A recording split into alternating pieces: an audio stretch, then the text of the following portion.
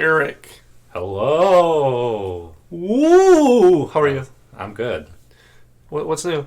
It's October. It is October. It's cold out. It's very cold early. It's not great. But, you know what that means? I have a birthday coming up. My brother has a birthday coming up, too. I didn't ask. Anyway. And I'm 8 weeks out from graduating. Thanks, dude. That's worth clapping about. Yeah. But more importantly, we got some spooky albums to talk about. Yeah, I was going to say, that means it's time to get spooky. Spooky time. And this is the best time of the year. Honestly, Halloween's like my favorite season. I would say October is the best month, because you got... You sports nuts out there. Yeah, that's a good time for... Yeah, you got the fall. It's the prettiest time of the year. I think the weather's honestly the best. The weather's great. Unless you live in California, it's just the same all the time. Probably. And everything's on fire. All year round is fire season. Pretty much. Sorry, California. But yeah, we decided to do a quick little video. I don't really know how long this is going to be. We're just kind of winging it. Yeah. We're just going to kind of... Not a definitive list, just more or less like a list that we put together of maybe some spooky songs and spooky. Maybe we could do this like every year. You know, kind of cool. Honestly, this is more an excuse to talk about things I wouldn't normally get to talk about. Sure. So yeah. I think that's kind of fun. I think we've talked about at least some of these artists before. I don't know if we've talked about these albums before. I don't, but yeah, you're right. It's just an excuse to talk about more music that's really good. Yeah, and maybe even talk about some movies later. Who knows? So what we're gonna do? Let's talk about some like maybe not necessarily horror themed, but like some like get you in the Halloween season albums, kind of like off-putting or dark or scary or something. Just kind of more. It's not that it's scary itself. It just kind of matches the aesthetic of Halloween. Yeah, exactly. Just kind of spooky albums. I think you just wanted an excuse to use the word aesthetic. Maybe I'm just a pretentious loser. But hey, what do you want to start with? Well, we're gonna do 5. So we're gonna do 5 albums and then maybe like a handful of songs. Yeah, just kind of rattle off some songs. Yeah. Okay. There's a couple songs I kind of want to dig into, so I'm excited. All right. Okay. So let's start with our first album then. Is that cool? Yeah. Would you like to introduce us? Sure. We both... Wait, hold on, wait. Before I shouldn't have said that. Like, this is kind of on the fly, so we're not super prepared, but we're just going to go from memory, I think. Right? Oh, yeah. Pretty close? Okay. Go ahead. Which means we're just going to talk directly out of our ass. Yeah, pretty much. But anyway, yeah, we both decided... We both kind of chose 2 of our own, and the one that we kind of decided together would be a good pick. Each probably... one of our favorite albums, I would say. Yeah, I definitely think so. In terms of like albums that we mutually like love, I think this is pretty high on the list. Mm-hmm. Oh yeah. Actually, I think we have 2 that are in the category. There's a couple on here. But anyway, the album in question is Comus' First Utterance. Yes, it is. It's a 70s album by the band Comus. And what genre are they considered? Folk. Very dark, maybe a little avant-garde, progressive folk. I think they call it freak folk, if I remember. Freak folk is a good way of describing it. Like, you don't even have to look that up to, like, know what it is. Yeah, it's pretty much all in the name. It's, like, pretty much Charles Manson with, like, I don't know, like, as beautiful... Acoustic guitar and stuff. Yeah. Well, he has an album that's, like, acoustic, too. Charles Manson? Yes, he does. I was not aware of this. It's... Maybe next year we'll get into Charles Manson. Yes. Everyone's favorite folk musician. But anyway, it's like progressive. I don't know. What would you compare it to musically? Oh, jeez. I don't even... I would say... this is going to sound really stupid, but this is the one thing I think of is there's a Nick Drake song called... if I can remember the name of it. Oh my gosh, I can't remember the name of the Nick Drake song. Okay, talk for a second, because this is the song it reminds me of. Well, I was going to say, not entirely, because Comus gets more progressive and like out there with their instrumentation. Kind of Zappa-y. I would say they kind of get jam bandy on a lot of 3 Hours, that's the one I'm thinking of. Why does it remind you of that song? Because I feel like a lot of Nick Drake songs are almost like these kind of like 2-minute sketch songs. Sure. And this one is a little bit longer, it's a little more drawn out. It's got some hand drums, and there's like a real there's like a real story to it. Yeah, for sure. And I think that's more. I think it's definitely one of the strengths of this album is that it's very lyric heavy and very, very much like lyrically driven. Mm-hmm. Lots of storytelling. Yeah, I was going to compare it to Current 93 too. Oh, okay, sure. I think that's probably a better comparison. I guess I'm kind of going by sort of the time frame because these were the Nick Drake album I was thinking of, and this are like within a couple of years of each other. I would say like Current 93 isn't. he doesn't have as many like drawn out songs like this. Right. But the lyrical content is roughly the same. They sing fairly similarly, although I'd say this guy sings much better. I think this guy sings way weirder too. A little bit, but he's like a super talented vocalist. Both of them are. No, I agree. The I don't know anything about the members of the band really, but I know the woman especially like has an incredible like falsetto, especially on the second track, whose name I'm getting up right now. We were really not prepared. I'm sorry. I think the second song is The Herald. Yes, I believe you are correct. And I was going to say there's a song on here, The Prisoner, which is the closing song, where the guy sings in his falsetto, and it sounds freaking cool, dude. That's my super analytic description super of cool. it. It's freaking good, bro. The content of this album is all like really. I mean, if you even look at the album cover, it's like horrifying. Oh yeah, it's sweet. It's it the looks weirdest like a looking thing. monster, kind of like a humanoid, like beast thing. But it fits the cover very well. Yeah, but all the songs are kind of about like there's a lot of themes of like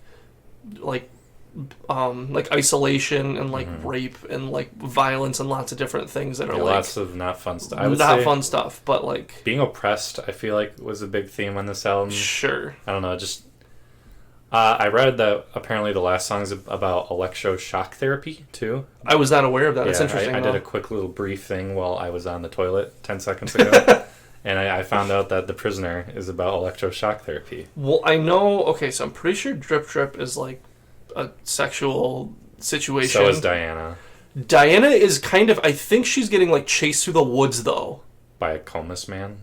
I don't know what a comus man is. I think comus is supposed to be some sort of demon man. Well, I know Diana is like goddess of like the hunt and stuff, isn't she? Oh yeah. I think. Yeah. So I think that would kind of make sense. I don't honestly know what comus is. There's some comus expert out there just pissed right now. But yeah. But anyway, it's a lot of cool instrumentation, a lot of really dark themes, and a lot of really intense like vocal harmonies and things that are really off-putting, but like also really captivating. Borderline comical, I would say. Yes, especially like the first track, Diana. There's a lot of the vocals are very like whoa.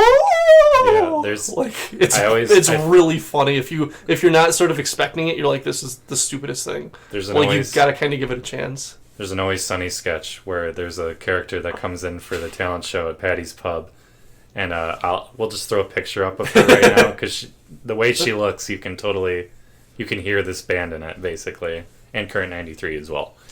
But anyway, I think I said that before when did we talk about Current 93? I don't think we. I think we might have for our 2018 wrap up because I actually really liked The Light Is Leaving Us All. I thought that was a really fun album. If I had said that before, I apologize. But anyway, I don't know. But there's also moments on this album that are very captivatingly beautiful, especially The Herald. The guitar in that album or that song is like incredible. Yeah, it's super super long too. It's like there's like 4 different parts to it. Yeah, and it's I mean it's not all spook. No, Song to Comus is almost kind of like playful almost. I don't know. That one's a little bit less dark, but I don't know. It's kind of like it's really interesting. I think this is definitely one of the most interesting albums I've ever heard, just in terms of like how many risks they were willing to take and how well everything turned out. I would also say it's just like one of the most like perfect like it literally feels like something you'd hear if you just stood in the woods alone like at night or something. Like this is like the soundtrack to that. it's just very like you're gonna get sacrificed or something. I'm like, this is what I picture is like people around a fire like time for a sacrifice. Yeah, also you're in the medieval times too. Sure. Oh yeah, definitely. Yeah. But anyway, I would highly recommend this album. If you're just into like folk music in general, I'd say, and maybe just not like Bob Dylan folk. No, I feel like you got to be into like darker folk kind of stuff. I don't know, maybe like more like Sufjan Stevens. Or I was gonna say like I was kidding. If you like Fleet Foxes and are willing to kind of take a leap of faith. Definitely, if you like Current 93 and you've never, I feel like if you've heard Current 93, you probably know what this is. But I would imagine so. If you're willing to like put up with men with like crazy high falsettos singing about like medieval times, like I would say give this a chance because there's probably you probably have some fun. I yeah, think there's something you'll be able to get out of it for sure. Which I feel like I've used the word fun a lot for being like a horror album. Oh, it's super fun though. It's not for everyone though. No, actually though I did. I had a music class and we had to like pick a song to like yeah. to like show to people. You and have more balls than I do. I chose this, and I had to preface it before like showing people. I was like, "You guys, it's really weird, but like you got to give it a chance because like this is what I hear when I listen to it, and like I think it's interesting." And like my professor was like, "That was cool," and then I got like 5 extra credit points or something. And then everyone started preemptively social distancing from you. Well, this was like 3 years ago, so. But yeah, that's why I said preemptive. Yeah, no, but then the girl who sat in front of me, like copied my notes, and then we never talked again. So. Oh, it's a very good story. I think she moved to Colorado. I don't know. Well, she should listen to Comus. She's probably listening to this podcast right now. Oh, that's crazy. Okay, should we move on? Yeah. All right, so this is more my pick. Yeah, this is definitely more your style. And it's my favorite thing that we'll probably talk about today, by one of my favorite bands of all time, if not my favorite, called This Heat, Deceit, which is a play on words. Sure, kind of. It's got rhyme. Kind of, yeah. I'm pretty sure it's just supposed to be a joke. I don't know if it really ties into the theme. Well, okay. So this album, I would not say is as clear-cut Halloween-y as Comus. But I would say the mood is just as dour, just as, if not more dour, and more obscured, I would say. They're kind of like a post-punk band, but I would more just say they're experimental rock. They're nothing like Bauhaus. They're nothing like The Cure or anything like that. Right. I don't really know who I'd compare them to. Maybe a lot of people compare them to like Woman and Viet Cong before. Yeah, I could kind of see a little bit. They're like more out there. They have krautrock as one of their top genre tags, if that kind of helps. They do a lot of... This is going to sound really stupid, because I feel like it's better than both of these bands, but I feel like it's almost like a combination... I guess maybe not necessarily better than, like, Can. Like, you love Can. Yeah. But I feel like it's somewhere between Can and, like, Joy Division. Sure, I could kind of see that. Yeah, they have... Like, the really weird, moody parts of, like, Joy Division, and then, like, the really off-the-wall parts of Can. I would not say they're like... I mean, they have pretty technical songs, but I would not say they're a super technical band. Sure. I think they're more compositionally impressive, I think. That's perfectly said. Like, they're technical in the way they write songs and put things together. Very well orchestrated. Yes. Like, everything kind of happens when it needs to, so that's, like, the most impactful song that it can be and stuff. Yeah. So. Are there any particular songs of this album that you would, like, come to mind or anything? Oh, yeah. We'll get into that. Oh, okay, I was kind of preface this album by just kind of describing the whole theme behind it, because it's way more political than anything else on this list, but it's like probably the scariest thing of anything we'll talk about today, which is nuclear weaponry. Sure. And I guess so. The deceit is they're like, I don't have nukes. Yeah, they're wink, lying. wink. Anyway. Well, hold on. This album was from like the 80s. Late 70s? No, 80s. 1980, right? I think it's 80 exactly. I was going to say 82. I'm pretty sure. I'm almost willing to bet it's 1980. Who is the stupid one? It's going to be you. It's 1981, so we're both equally stupid. Anyway, so yeah, they're a couple of Brits. Is this two guys? No, there's like 4 of them. Oh, okay. But yeah, I think they were very like... This was written probably around the time the Cold War was ending, which is summer. 1989. Summertime. Yeah. Yes, you're correct.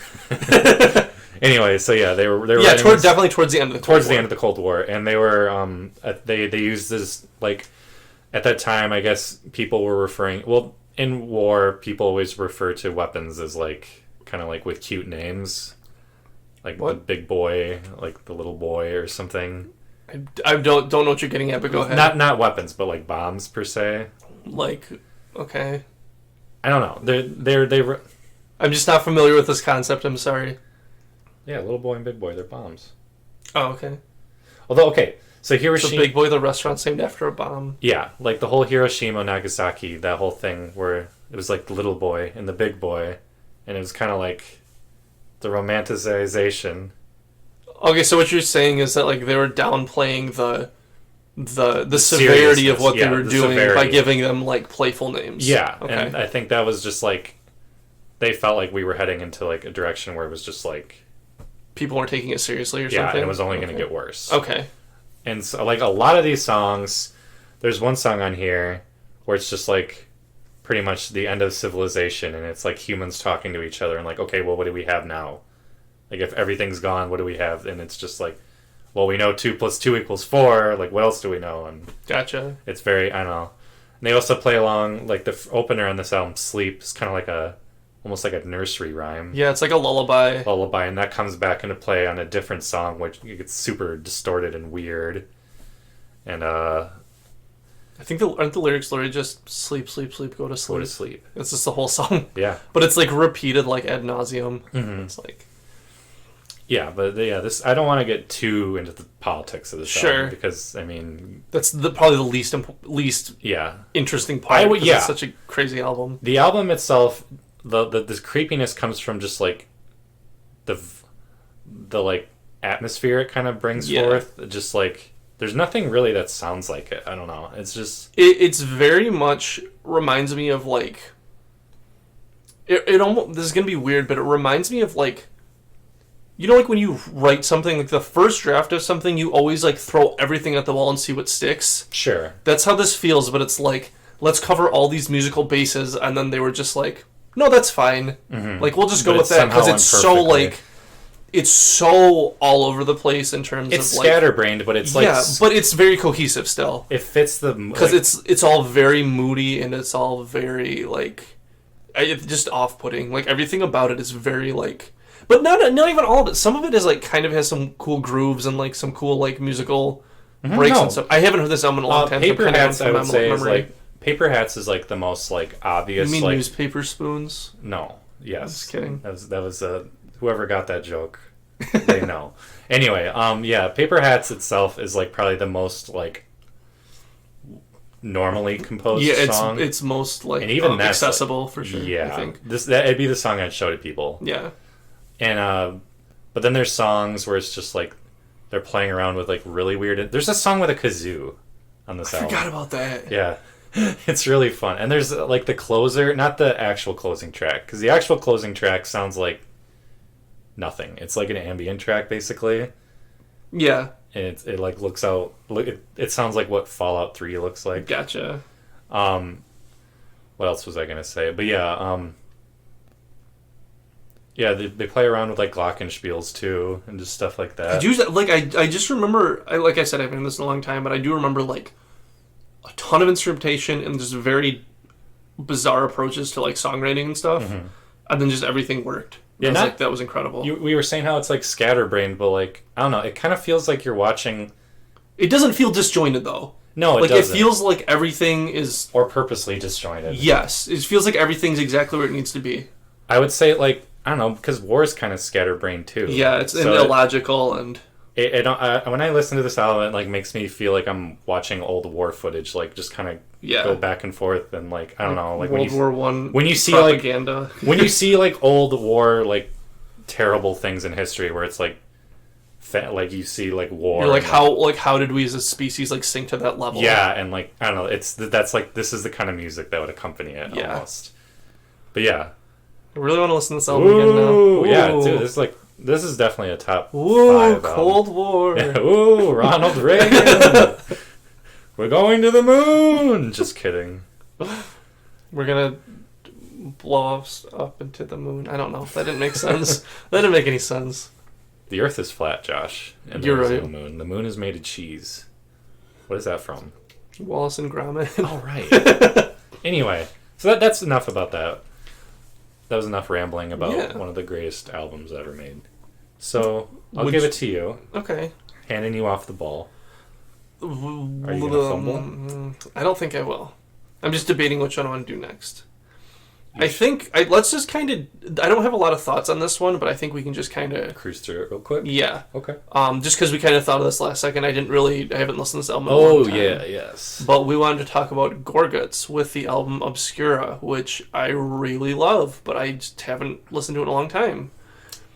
How about this? Okay, go ahead. Okay. I was just going to say, we were, like, going through albums we could talk about, and this was, like, one of the last ones where we're like, oh yeah, we should have, like, definitely done this one. But I feel like it's one we probably should have talked about before now, honestly, because we both love it. But, like, my question is, now that I'm kind of thinking about this, why did we choose this over, like, a Death album or something that... Because this is one of the heaviest albums ever made. I mean, I'm asking that kind of, like, rhetorically, kind of, like, to myself almost. I think I think it's a it's a good point though. I think for me personally though, I think this album fits a little bit better than something like, I don't know, like Symbolic or something that I really love, just because something about it, it's so technical, but it's really moody, and I think the mood is like what is the most impressive part. And there's like, honestly, it's kind of I don't want to say repetitive, but it's very like one idea stretched into an album, and there's very few little breaks and things. I think there are some though. I think Earthly Love is the one that has the really weird strings for like 5 seconds, and then it goes back to being extremely like brutally heavy. Is it Clouded? Is that what it's called? I think that's another one. It plays with harmonics and like repeats on like for a long time. Kind of. There's definitely some like experimental elements of this album for sure. The thing about this album I think I remember most is just how like jarring it felt. Yeah. Like it's very, I think it's mostly the drums that make me feel this way.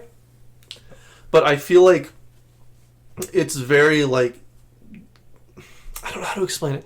It's very like choppy feeling when I hear it. Not in like a bad way. It's just like as soon as you're like go to get into a song, it gets very like every kind of step of the way, it's kind of like shocking you into like a different mood. It subverts your expectations. Yeah, it's a really unique experience, and it's really hard to do with like a death metal album, let alone like one that's this technical. It's the Last Jedi of metal albums. Correct. Yes, exactly.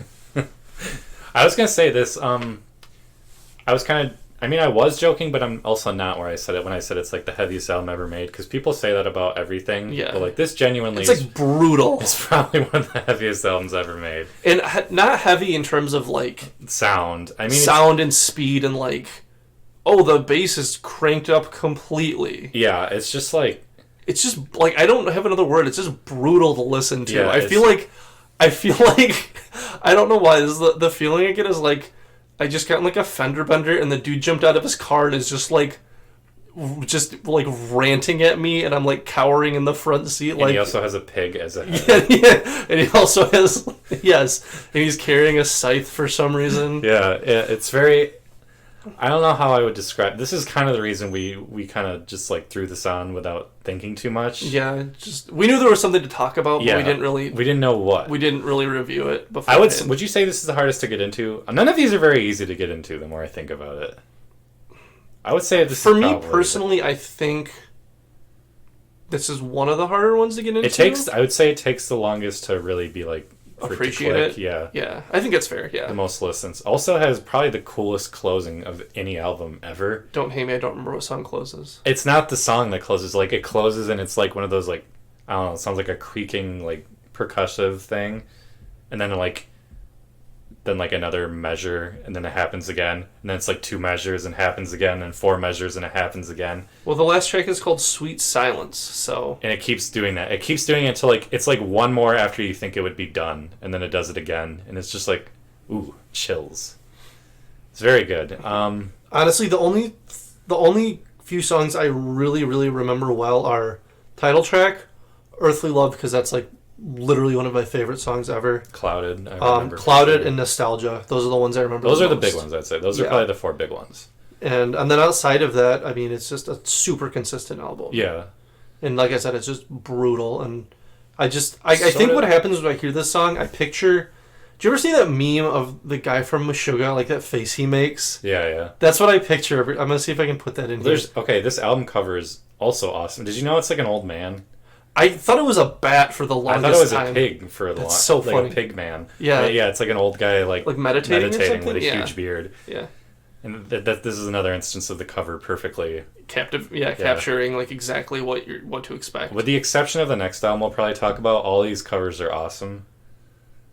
Oh yeah. Okay. Why don't you go ahead and get into this? I think we're pretty much exhausted. Yeah, hold on. I was gonna say one more thing. Okay. And I was just gonna say, if you're into like modern metal, like maybe Deathspell, Omega, they definitely drew a lot from this band, I would say. Sure, yeah, I think that's fair. I feel like in terms of like technical death metal, this is like the heaviest I've heard. It's the most avant-garde. Yes. maybe that's what makes it so weird. Is it because it's so avant-garde? I think that's a good point. And I know it feels like a cop-out just to be like, oh, it's avant-garde. Yeah.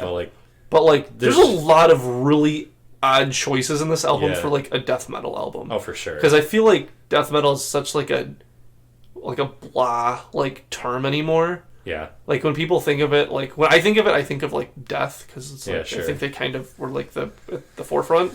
I would but like, imagine. yeah, I literally think that's what happened. I could be wrong, but I feel like when people say death metal, it's just interchangeable with like, oh, it's heavy. Or it's like no. Or just like a normal person would be like, oh, it's just music that has screamy guys. Yeah, music I do not like. It hurts my ears. Yeah. Well, they should. Listen to this.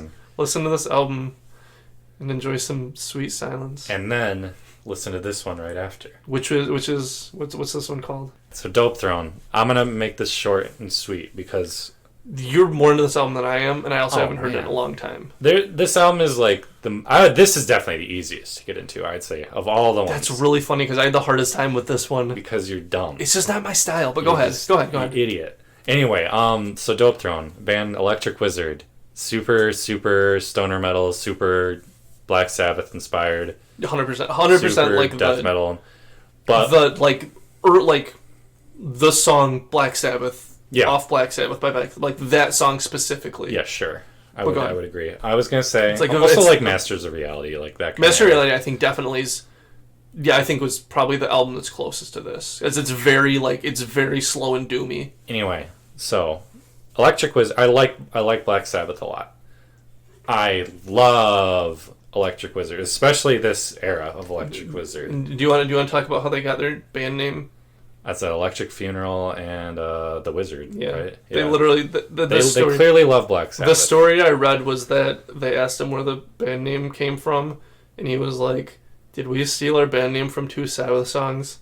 Fuck yeah, we did, and then just ripped a bong. Like, that's the story I heard. So I don't know if that's true or not. I'm sure it is, because I read about how they made this album, and they're just like, yeah, we just basically went in the studio and just did as much drugs as possible and just tried to make the heaviest thing on earth. Did a pretty good job. Did a pretty fucking good job. Yeah, okay, so anyway, a band like this, like that's clearly super derivative of a different group, what makes this work and not feel like boring is, I would say, first and foremost, the production on this album. This is probably my favorite produced album, like, ever. It's just like I'm about to say it again. This is the heaviest sounding album, I would say, of anything, for me. Sure. Where it's like, you can play it the loudest and it still works. Yeah. You know what I mean? It doesn't lose any of like its quality. And it doesn't start like, I don't know, like high frequency where shit goes low quality. But anyway, yeah, so this is just like typical stoner metal, I would say. Funeralopolis is like probably one of the best riffs ever. It's amazing. It's so good. Like everyone can appreciate that song on some level if you like heavier music.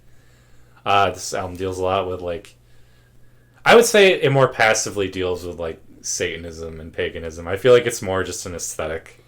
I honestly, don't think there's some deep themes, I feel like it is more the Sabbath part. Sure, yeah. That comes through. Well, they have like clips where it's like vocal clips and stuff? Yeah, vocal clips where it's like, well, you get into these Satanist groups, like there's only one way out, like mental institutions or death or something. Oh, okay. I'm paraphrasing and probably screwing it up horribly.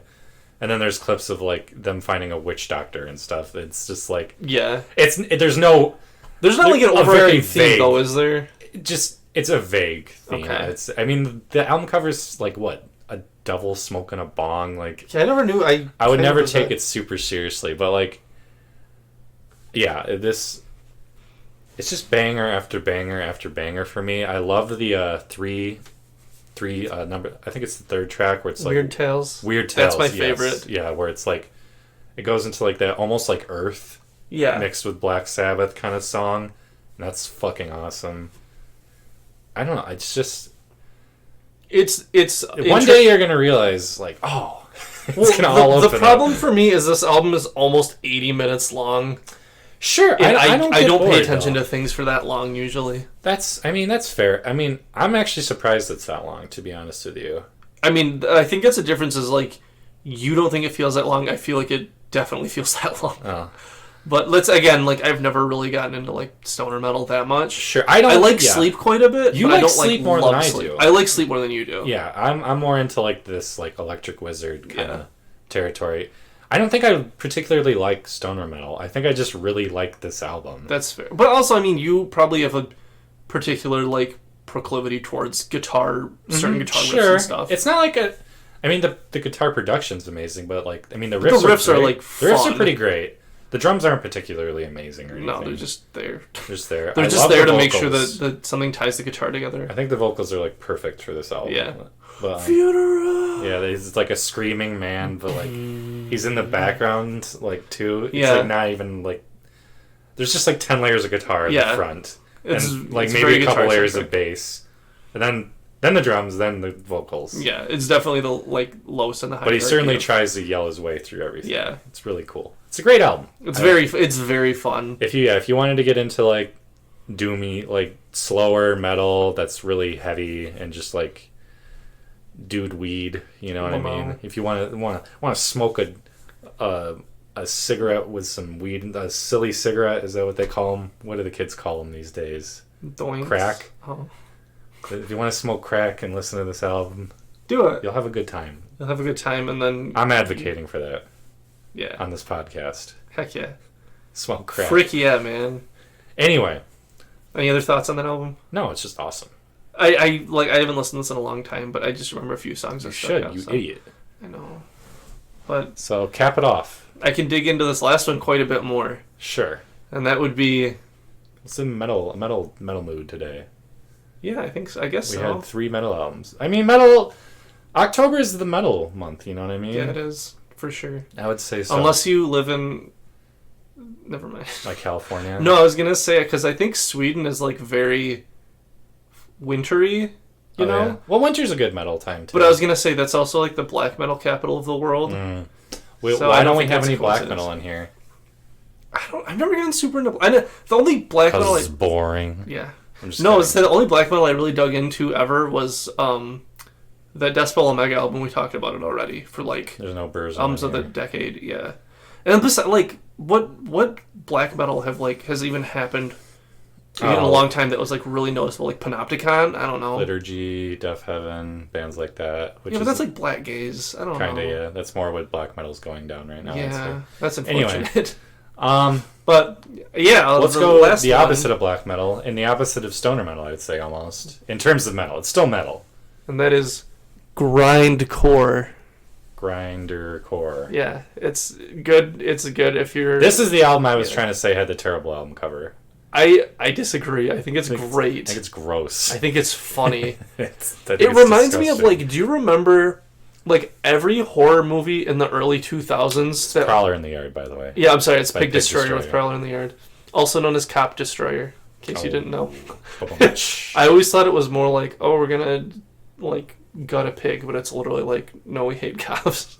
Is that literally what it is? I think that literally. I believe it. I could be wrong. What is the album cover? Isn't it like a guy It's like a guy sawing his arm off. I thought it was his leg. I never want to look at it for more than 2 seconds. I don't particularly care for the whole gore thing. I love gore 80s movies and stuff. We're both right. He sawed both of them off. Oh, okay.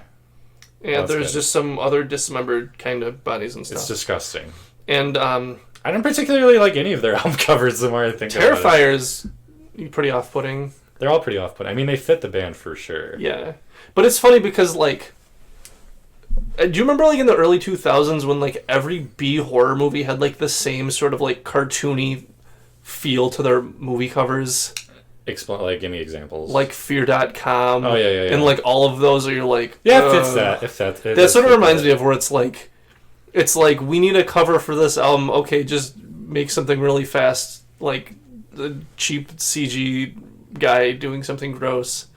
But anyway, also, like, even, like, the font on the title of the album is, like, really cartoony. Comical, yeah. Like, I think the biggest mistake would be taking this album too seriously. Yeah, you gotta have fun with this album. It's a very fun album. I mean, which is weird to say. It's extremely dark. But it's funny that, like, all the like, Halloween albums we're talking about were like, yeah, this is a fun album. Let me just read some of the song names off here. Yeah. Cheerleader Corpses. Good one. Scatology Homework. Good one. Strangled with a Halo. Trojan Whore is like the best Trojan one. Whore, that's a good one. I guess that was better than I thought. Tickets to the Car Crash. That one's really good. Intimate Slavery. Pornographic Memory. Sheet Metal Girl. Preacher Crawling. Snuff Film at 11. Pornographic Memory. That is one of the most off-putting song names ever. Is Piss Angel a play on Chris Snuff Angel? Film 11. I don't think so. Junkyard. Holy fuck! This album ends amazingly. Junkyard God. That one's really good. Starbelly. Like a lot of puns. This is a really great metal It's album. really It's good. really great. I mean, grindcore. I always used to think of it as mostly a joke, but like, grindcore is really great. It's fun. It's probably my favorite kind of metal music, honestly. As stupid as it sounds, but like, I don't know. It's just quick, immediate. The albums are normally really short, and it's like they throw everything they have into like a tight 30 to less minutes, even like 10 minutes. Half these songs are under a minute long, I bet. Yeah. But they're all really super well written too. Yeah. Because I mean, they're not just like blast beats and then it ends. Like no, there's actually well, like Junkyard God has like one of the coolest drum intros ever. Is that Junkyard God? I'm pretty sure it is. No, it's Starbelly, I think. I think you're wrong. I think I'm right. All right, I'm gonna quick. Okay, I can almost guarantee it. All right, we'll probably pause, have to cut this. And we'll pause and we'll come back and one of us will be right and the other will be wrong. Damn it. Haha! Yeah, you may have graduated, but I got the song right. Starbelly's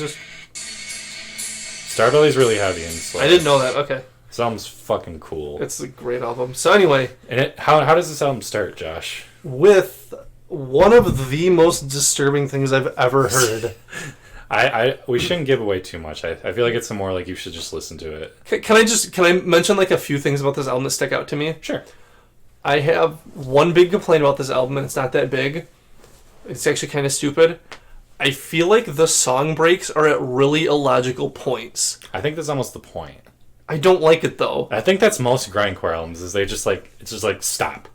No, that's not what I mean though. Okay. Because it'll be a song and it'll be like a musical break, guitar riff, musical break, something happens, musical break, and like the song will end in between the two musical breaks or something where I'm like, why wouldn't you just wait 5 more seconds and then start the song there? Because they don't give a fuck. They're metal. I know, I think that's just the whole grindcore thing. Because grindcore is like what is a strong song structure of like a grindcore song? It's just like... It's literally like blast beats and lots of guitar for 10 seconds. Blast beats change up. Vocals come in, break down, the end. It, yeah, that's like the whole song. But there's way more like artistry to this album than like most grindcore, I would say. They're like definitely... Their drummers... Their drummer's nuts. Bananas. He's super good. Their vocalist is super good. Their guitarist is great too. Their bassist is great. Yeah, like they're you're talking great about band. In terms of like grindcore, I feel like this is like the most like respectable that I've heard. Yeah, they're like the filet mignon of of grindcore. They're like the filet mignon of the parts of the guy's body that he sawed off himself. That's disgusting. But yeah, like some of these songs, like the opener, I'm not gonna spoil anything.